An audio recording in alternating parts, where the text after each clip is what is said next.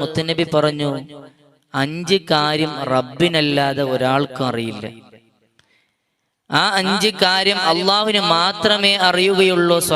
സ്വഹാബാക്കൾ ചോദിച്ചു, യാ റസൂലല്ലാഹ്, നബിയെ 5 കാര്യം ഏതാണ്? റബ്ബിന് മാത്രം അറിയുന്ന 5 കാര്യം ഏതാണ് യാ ഹബീബല്ലാഹ്? നബി സല്ലല്ലാഹു അലൈഹി വസല്ലമ തങ്ങൾ വിശുദ്ധ ഖുർആനിലെ സൂറത്തുൽ ലുഖ്മാൻ അതിലെ ആയത്തങ്ങ് ഓതുകയാണ്. സൂറത്തുൽ ലുഖ്മാനിലെ 34-ാം ആയത്ത് മുത്തനബി അവിടുന്ന് പാരായണം ചെയ്യുകയാണ്. ഇന്നല്ലാഹ ഇൻദഹു ഇൽമുസ്സാഅതി വയുനസ്സിലുൽ ഗൈസ വയഅലമു മാ ഫിൽ അർഹാം وما تدري نفس ماذا تكذب غدا وما تدري نفس بأي أرض تموت إن الله عليم خبير.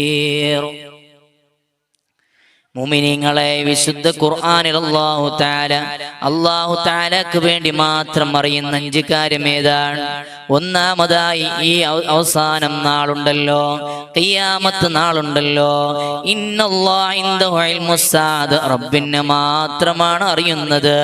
ഒരു മഖ്ലൂക്കിനും അറിയില്ല, അല്ലാഹുവിനല്ലാതെ ഒരു മഖ്ലൂക്കിനും അറിയില്ല അവസാനം നാൾ എപ്പോഴാണ് സംഭവിക്കുക, ഏത് ദിവസമാണ് സംഭവിക്കുക, ഏത് ആഴ്ചയിലാണ്, ഏത് മാസത്തിലാണ്, ഏത് വർഷത്തിലാണ്, എപ്പോഴാണ് സംഭവിക്കുക എന്ന് ഒരാൾക്കും അറിയില്ല. അത് റബ്ബിന് മാത്രമേ അറിയുകയുള്ളൂ. രണ്ടാമതായി മുത്തുനബി വിശദീകരിക്കുകയാണ്. വിശുദ്ധ ഖുർആൻ പറയുകയാണ്,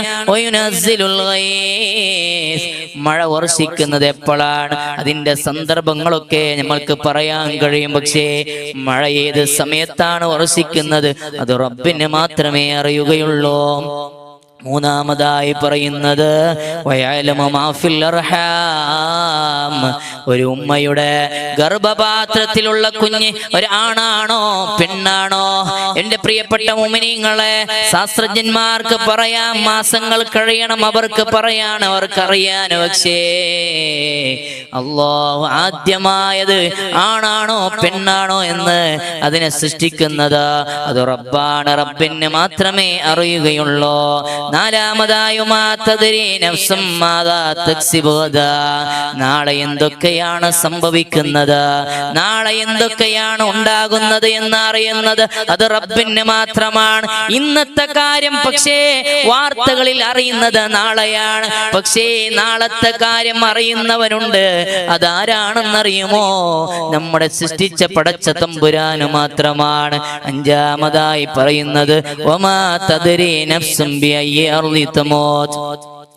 ഏത് ഭൂമിയിലാണ് നമ്മൾക്ക് മരണമുണ്ടാവുക, ഏത് സ്ഥലത്താണ് മരിക്കുക, ഏത് സമയത്താണ് മരിക്കുക, ഏത് സ്ഥലത്താണ് മരിക്കുക, എന്ത് പ്രവർത്തിച്ചു കൊണ്ടിരിക്കുമ്പോഴാണ് മരിച്ചു പോവുക എന്ന് പറയാൻ ഞങ്ങൾക്കൊരാൾക്കും സാധ്യമല്ല.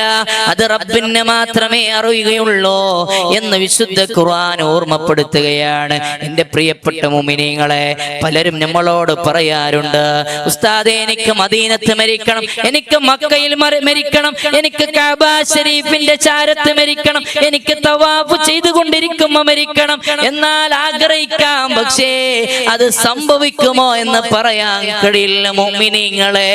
അതുകൊണ്ട് മുഅ്മിനീങ്ങളെ, നമ്മളെല്ലാവരും മരിച്ചു പോകേണ്ടവരാണ്.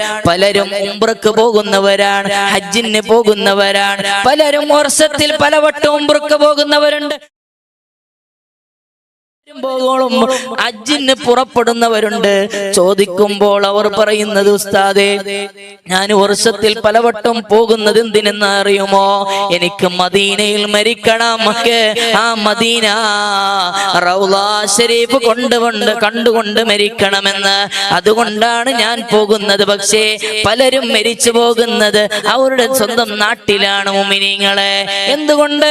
നമ്മൾ എവിടെയാണ് മരിച്ചു പോവുക, എപ്പോഴാണ് മരിച്ചു പോവുക, ഏത് സ്ഥലത്താണ് മരിച്ചു പോവുക എന്ന് പറയാൻ കഴിയില്ല. മരിക്കുന്ന സമയത്ത് നമ്മൾ കൊണ്ടുപോകേണ്ട ഒരു വസ്തുവുണ്ട്. അതെന്തെന്നറിയുമോ? സ്വാലിഹായ അമലുകളാണ്.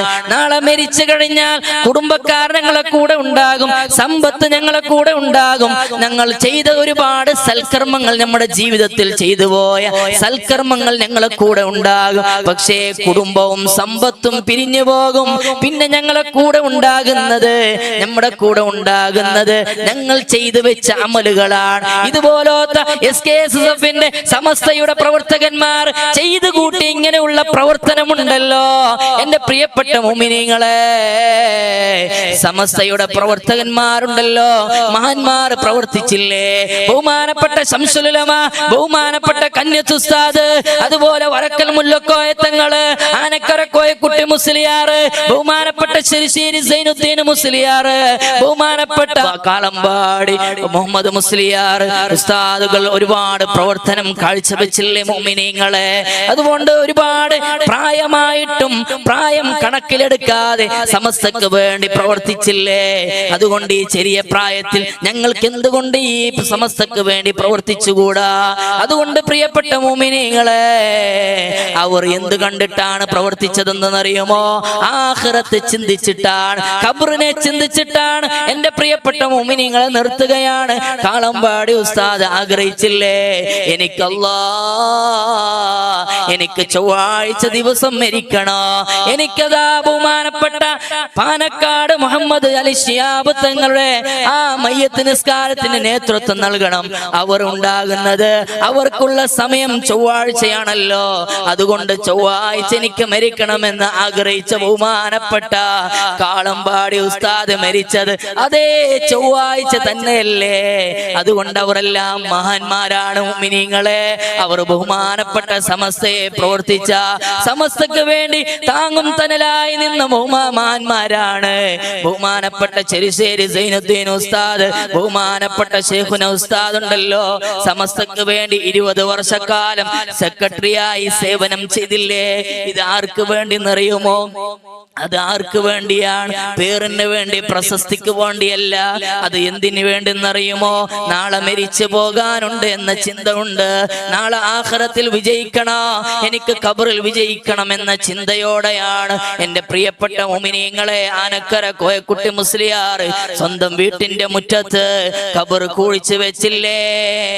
മരിക്കുന്നതിന് മുമ്പ് ഖബർ കുഴിച്ചു വെച്ച മഹാനായ ആനക്കര കോയക്കുട്ടി മുസ്ലിയാർ മറക്കാൻ കഴിയുമോ? എന്റെ പ്രിയപ്പെട്ട മുഅ്മിനീങ്ങളെ, നമ്മുടെ നാട്ടിന്റെ തൊട്ടടുത്തുള്ള നാടായ നമ്മുടെ ബഹുമാനപ്പെട്ട സമസ്തയുടെ വൈസ് പ്രസിഡന്റായി സേവനം ചെയ്ത ബഹുമാനപ്പെട്ട ജബ്ബാർ ഉസ്താദിനെ മറക്കാൻ കഴിയുമോ? നമ്മുടെ എല്ലാം മുത്തല്ലേ, നമ്മുടെ സത്താണ്, മുത്താണ്, നമ്മുടെ എല്ലാമായ ബഹുമാനപ്പെട്ട ജബ്ബാർ ഉസ്താദിനെ മറക്കാൻ കഴിയില്ല. ബഹുമാനപ്പെട്ട ജബ്ബാർ ഉസ്താദിന്റെ ദറജ അല്ലാഹു ഉയർത്തുമാരാവട്ടെ. എന്റെ പ്രിയപ്പെട്ട മുഅ്മിനീങ്ങളെ, അവരൊക്കെ പേരിനോ പ്രശസ്തിക്കോ വേണ്ടിയല്ല പ്രവർത്തിച്ചത്. അവർ വേണ്ടി പ്രവർത്തിച്ചത് ആഖിറം നന്നാക്കണം, ആഖിറത്തെ ചിന്തിച്ചുകൊണ്ട് മാത്രമാണ്.